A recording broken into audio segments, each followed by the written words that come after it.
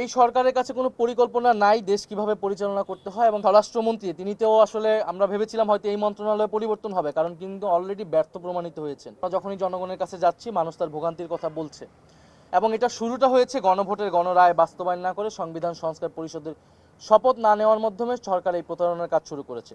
অন্যদিকে এই সরকার প্রধান জনাব তারেক রহমান তিনি দেশে এসে বলেছিলেন যে আই হ্যাভ এ প্ল্যান, ওনার একটা প্ল্যান রয়েছে, পরিকল্পনা রয়েছে, দেশকে তিনি স্থিতিশীল করতে পারবেন, অর্থনীতিকে স্থিতিশীল করতে পারবেন। এখন দেখা যাচ্ছে যে পুরা সরকারের 180 দিন আসলে অব্যবস্থাপনা। আপনার মন্ত্রী পরিষদ অল্প কয়েকদিনে মাত্র 6 মাসে আবার পুনর্গঠিত করা লাগলো, তার মানে তাদের পরিকল্পনা এবং হোমওয়ার্ক যথাযথ ছিল না। এবং এই মন্ত্রী পরিষদ কিন্তু তাদেরকে আরও পরিবর্তন করতে হবে, কারণ সকল মন্ত্রীরাই, বেশিরভাগ মন্ত্রীরাই কিন্তু ব্যর্থ হবে আসলে তাদের কার্যক্রমে। ফলে এই সরকারের কাছে কোনো পরিকল্পনা নাই দেশ কিভাবে পরিচালনা করতে হয়, এবং তারা বিরোধী দলের কাছে পরিকল্পনা চাচ্ছে। তো বিরোধী দল সরকারের আগেও ইস্তেহার ঘোষণা করেছে, বাজেটে আমরা বিকল্প বাজেট আলাদা আলাদাভাবেও এবং একসাথে আমরা বলেছি।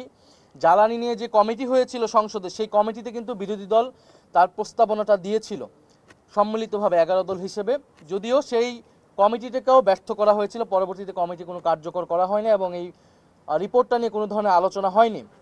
ফলে সরকারের এই অব্যবস্থাপনার কারণে দেশবাসী ভুগছে।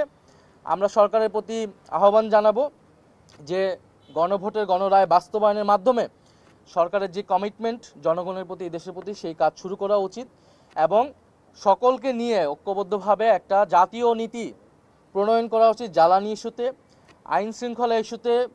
যদি যদি স্বরাষ্ট্রমন্ত্রী তিনিতেও আসলে আমরা ভেবেছিলাম হয়তো এই মন্ত্রণালয়ে পরিবর্তন হবে, কারণ কিন্তু অলরেডি ব্যর্থ প্রমাণিত হয়েছেন।